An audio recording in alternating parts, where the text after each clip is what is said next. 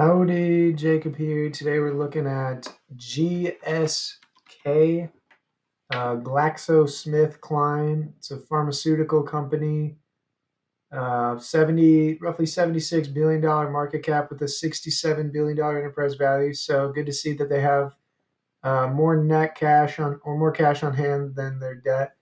With okay, interesting.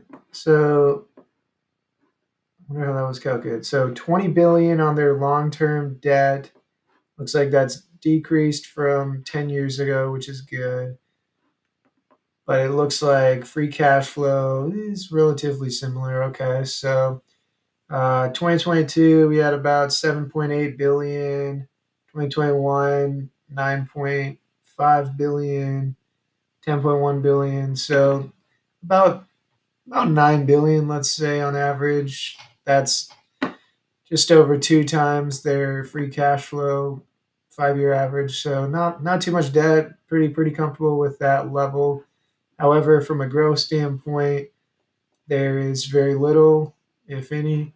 So 43 billion 10 years ago, and now 35 billion. Looks like they've sold some divisions off over there.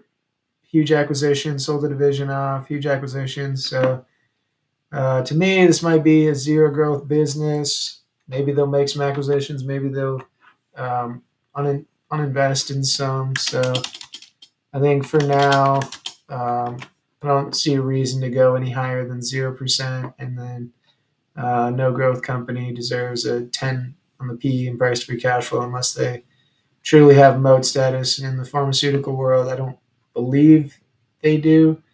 They might own, the medicine to some disease almost in a monopoly form, but as of right now, without doing any research, I can't confirm that. So I'll just assign the basic no growth 10, PE and price free cash flow. As for margins, I'll just do the average here, 20, 24. Let's just throw that in. Share change, say they increase 1%. All right, so looks like the company's stock price would need to fall about 47% to get to a price that's reasonable today. I guess the thing I haven't done yet, so that 3.8% dividend yield. Let's see what that payout is. So they're paying out 2.9 billion, and yeah, that's not so much. That's pretty low because we said about 9 billion over here, 3 billion, so less than a third. I could see them jump their dividend up a little bit. Let's put 5% growth here.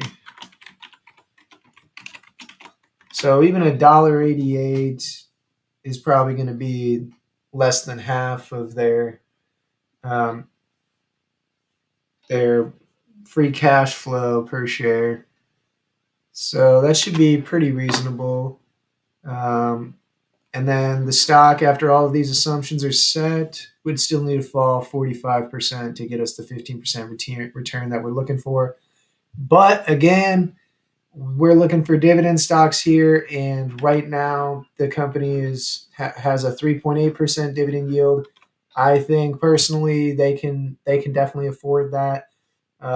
It just needs to, in my perspective, go down quite a bit before you get excess return on appreciation of the stock rather than just the 3.8% yield and little to no growth, if at all, on the actual stock price. But definitely something I would think about adding to your list if you haven't already. I think this will be a stable dividend for the future. I don't think a whole lot would be getting in the way, especially with their great margins and good amount of cash on hand, not a lot of debt. So definitely a company I'd put on your list, but just sit back and wait until it gets to a price that's appropriate for you. So thank you, and I hope you have a good rest of your